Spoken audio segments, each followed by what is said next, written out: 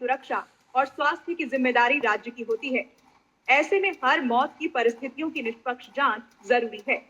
इसी को लेकर आयोग ने मुख्य सचिव और डीजी जेल को नोटिस जारी कर 2 हफ्तों के भीतर विस्तृत रिपोर्ट मांगी है। मामले ने सियासी रंग भी पकड़ लिया है। विधायक पुरंदर मिश्रा ने कहा कि सरकार पूरी तरह सतर्क है और हर पहलू पर नजर रख रही है। उन्होंने कहा कि जो भी लापरवाही करेगा उसे बख्शा नहीं जाएगा।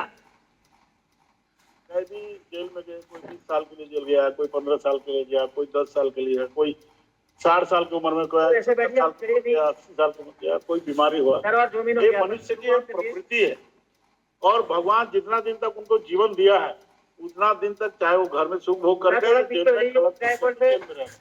ये एक प्रक्रिया है। इसके तहत हम सबको बोलने का अधिकार नहीं है। छत्तीसगढ़ की जेलों में कैदियों की मौत के मामले में कांग्रेस ने सरकार पर सीधा हमला बोला है। कहा कि ये सिर्फ आंकड़े नहीं बल्कि सिस्टम की नाकामी का सबूत है। उन्होंने आरोप लगाया कि सरकार जेलों की बदहाल व्यवस्था, ओवरक्राउडिंग और इलाज की कमी पर पूरी तरह फेल रही है। लगातार बढ़ रही है। हम लोग इस मामले को विधानसभा में उठा भी रहे हैं, चाहे वो बलरामपुर का मामला हो, चाहे कांकेर का मामला हो, रायपुर का मामला हो, हर जगह के मामले हम लोग उठा रहे हैं। विधानसभा में सरकार पान में तेल डाल के सोई हुई है, तो कौन क्या कर सकता है। लेकिन ह्यूमन राइट कमीशन ने नोटिस दिया है तो बड़ी बात है। 285 मौतें और हर मौत के पीछे एक सवाल, क्या सिस्टम ने अपना फर्ज निभाया या कहीं चूक हो गई? जेल की सलाखों के पीछे कैदियों की जिंदगी भी उतनी ही कीमती है।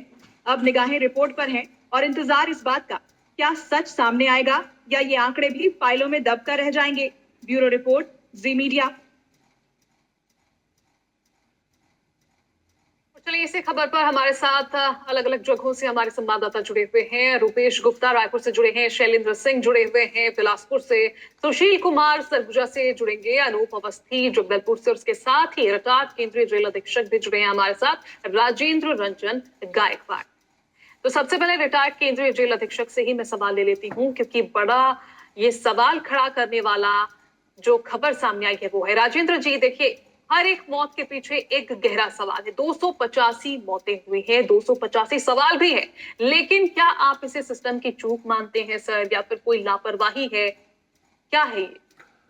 मैडम, इसमें जो देखा जाए, आप एनसीआरबी के आंकड़े अगर उठाएंगे पिछले 5 सालों के, तो उन आंकड़ों में आप देखेंगे कि प्राकृतिक मौतें सबसे ज़्यादा होती हैं, और आप देखेंगे कि 29% से भी ज़्यादा नेचुरल डेथ जेलों में पाए गए हैं। सभी ऑल इंडिया का रिपोर्ट है, और बाद में हम छत्तीसगढ़ पे आते हैं, और उसमें सबसे ज़्यादा जो परेशानी होती है प्राकृतिक मौतों में, वो होते हैं हार्ट अटैक, ओवर एज, फिर होती हैं आपकी जो स्वास्थ्य संबंधी समस्याएं होती हैं कुछ बंदियों की, उसकी वजह से भी हो जाती हैं। साथ साथ जो नेचुरल डेथ होती हैं उसमें हम देखा जाए तो सुसाइड के केस सबसे ज़्यादा 80% केस पाए जाते हैं।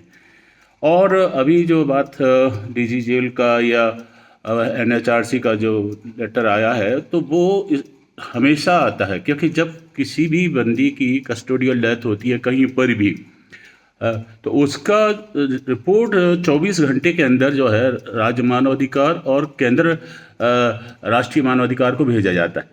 तो वहाँ पर कलेक्टर साहब के माध्यम से रिपोर्ट जाता है।